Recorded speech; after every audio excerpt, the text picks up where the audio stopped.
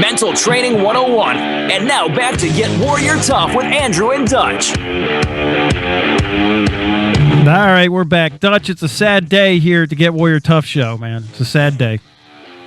We are losing our engineer who's been with us since the beginning. He's trained up some other people to take over, but AJ, we love you, man. You've done a great job. You've been above and beyond. You stay late, you come in early, you're always looking out for us. So thank you, man. It's been a great ride, bud.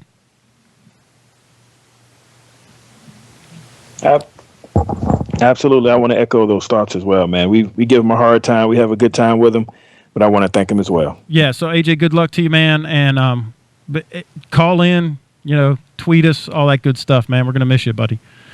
All right, Dutch, so let's get to the science of hiding your emotions, okay? Because I've been promising it. I feel like now I'm like one of those crazy, you know how they always tease you, and then they just keep pushing the segments off? You know how you used to do when you were in sports talk radio all the time?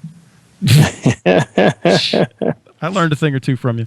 All right, so here's the crux of it, okay? So if you bottle up your emotions, if you hide or conceal your emotions, it literally knocks years off your life, and it raises your cancer risk by 70%.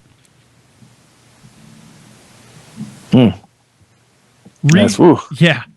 The research shows that the consequences of bottling up your emotions, hiding your emotions, concealing your emotions are even more serious than we have previously thought. If you keep a lid on your emotions, if you put that public life out there, that facade, right, it has long been thought that it's bad for your mental and physical health. But now we actually got proof and data that shows it knocks years off your life. You're going to die early. Whew, don't hit him too hard. No, I mean, we got to, man. This is literally life and death. I mean, I'm not overstating that. The latest research shows that those who bottle up and conceal and hide their feelings are at least 1/3 more likely to die young than people who regularly express what it is that they're thinking.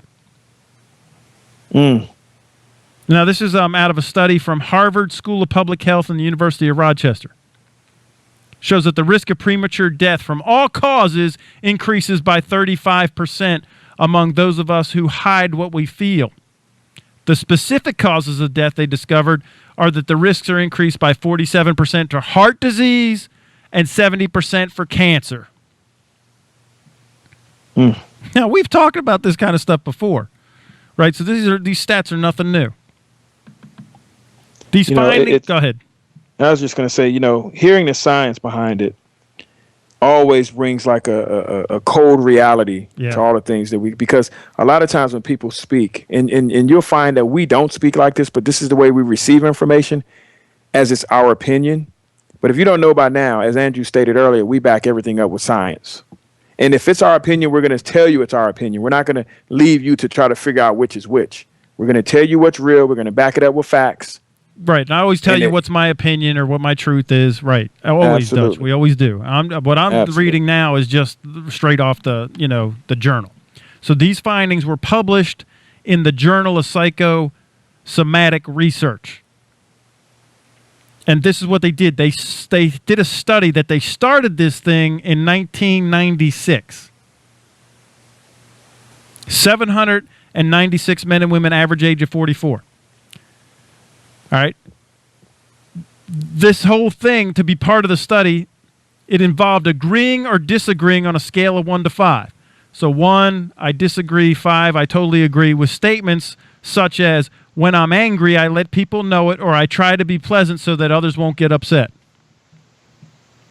The survey over 12 years, during which time 111 subjects died early, mostly from heart disease and cancer.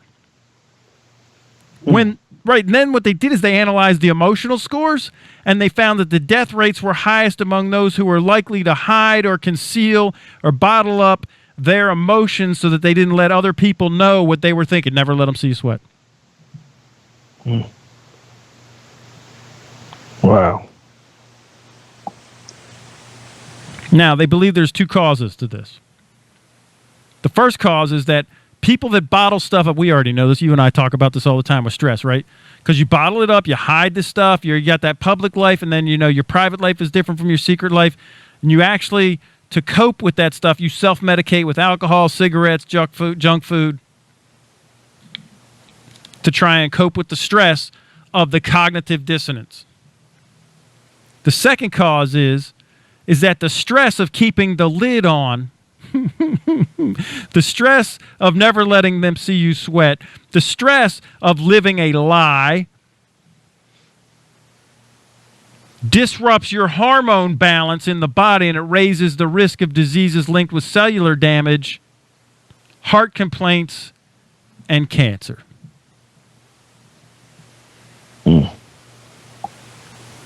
And we talk about this hormone stuff all the time. You and I talk about it. Got to get your 6 to 8 hours of sleep. And I a lot of times I reference what we're going to talk about in the show, and I said, tonight's going to be a tough show. Yeah. Because I knew we were going to be in a neighborhood with some people. I know somebody's out there listening that's been dealing with some of these things, some of the issues, the health concerns, and they're probably nodding their head saying, yeah, because they're relating it back to some of the things that were happening for years prior to the discovery of it. And they may even be able to link those issues directly to whatever illness they're suffering. So, it's not easy, man. It's not easy to hear these things, but we have to hear them, because once you hear them, then you have to make a choice. You have to make a decision. Right. What am I going to do now? And if you ask me, the decision is to give us a call, is to contact us, reach out to us, because this doesn't have to be the end. This can be the beginning. Yeah, this can be the first day. Right, exactly. You could change this at any time. It's never too late. Yeah, absolutely. This could be the first day of the rest of your life in every aspect. This is real. This is stuff that we're dealing with every day. And again, it begins on a lot of times it begins on a professional level. It begins on a corporate level, but this is very personal. This is very personal. And I will never stop saying, because it keeps jumping to the forefront of my mind, the people that we've dealt with on a professional level that will come back, and the first thing they will say is how it helped them on a personal level. And it came around to helping them on a professional level, but the initial impact was on a personal level. And all the other cylinders are going to benefit from it. All the other aspects of your life are going to benefit from it, no matter how you slice it. But people feel whole when it's that personal side first, because it blindsided them. They didn't know that was happening, and they didn't know that was gonna happen, because they picked up the phone and called us for a professional, what they saw as a professional issue. Yeah, it's never too late to switch this stuff out. But these findings, these studies, this research, it reveals a significant association between emotional suppression and death, dying early. And we've been taught from an early age, Dutch, to hide our feelings, and we've not been taught to control them. We've just been taught to hide them. And it contributes to obesity. It contributes, to high blood pressure. It contributes to heart disease, and it contributes to cancer.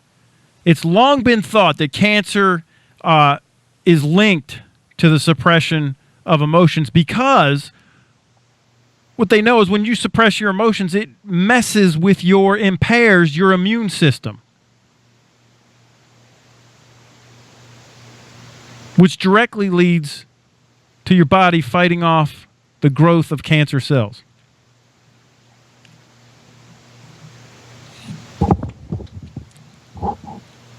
And I know you said it's a tough show, Dutch, but I think it's a liberating show. I think no one else is out there saying this message. Listen, it's not about concealing your emotions. I know, I've heard other people like, yeah, don't just say what you think. No, we want to teach you how to think in the right direction that does the best job for you getting to your ultimate target, to build a great life. Not just saying how it is and say what you think, because people say what they think and it's dumb stuff, man. Like, if it ain't broke, Don't fix it. Don't fix it. Well, let me tell you something, Dutch. How about that? I know you're younger than me, so you probably don't remember this, but have you ever heard of the thing they call the Telegraph? A lot younger. Yeah, a lot younger. The Telegraph, do you remember that? Dee-dee-dee-dee-dee-dee with the Morse code, the Telegraph, do you remember? You ever see that on TV? Yeah, I've seen that in the textbook. Yeah, okay. So, right, that was black not, and white that worked perfectly fine. It was best practices for the day. I mean, you could get like the baseball scores. It was, it worked great. There was nothing wrong with that. It was not broken in any way, shape, or form. Aren't you glad someone came up with the telephone? Absolutely. And you might not remember this either because you're much younger than me, but remember the dial thing where it's like tick, tick, tick, tick, tick, tick, tick, tick, tick, tick, and if there was a zero, it would take you 10 minutes to dial a number. The old dial pulse. That was not right. That was not broken. It was not broken. So why did we fix it and get touch tone? Then there was the push button. Beep, beep, beep, beep, beep, right? But it was on a cord, so you had this really long cord. If you wanted to walk around the house like I do, man, you had to have like 30 feet of cord, and it ended up wrapping around furniture and all kind of stuff, and you wrapped it around your legs, right? You still haven't reached my time yet. I know. I've only been around with cell phones. Right. No, you've been around for cordless. Then they went to cordless, which was not broken, worked. Then we went to cell phones. And then, like, what was wrong with the bag phone? Not a thing. Or that brick that they had, right? Remember the big brick? It was like this. It was a brick. You hold it up to your head. That thing worked. Not broken. Not broken. Was in that movie Wall Street. Yeah, I'm with the the younger crowd. Right then, what came was the flip phone.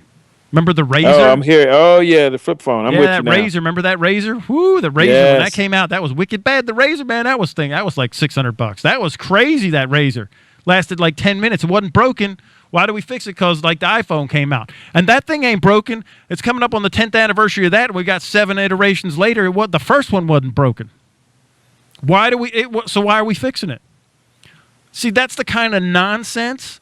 When you think that way, we instead of just saying what you think, that still doesn't help you. What we do is we teach you how to think so it helps you, and then you're in control of your emotions, not hiding them, not concealing them.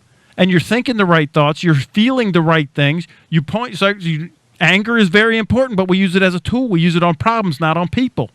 Did you know that the science says that when you get angry, it's actually very good for you because it reduces the negative impact of stress, and that the blood flow increases to the left frontal region of your brain, which is involved in experiencing positive emotions, and it triggers closeness. All right, Dutch, we're down to one segment left. We'll hit it when we get back from break. Get Warrior Tough Radio Show.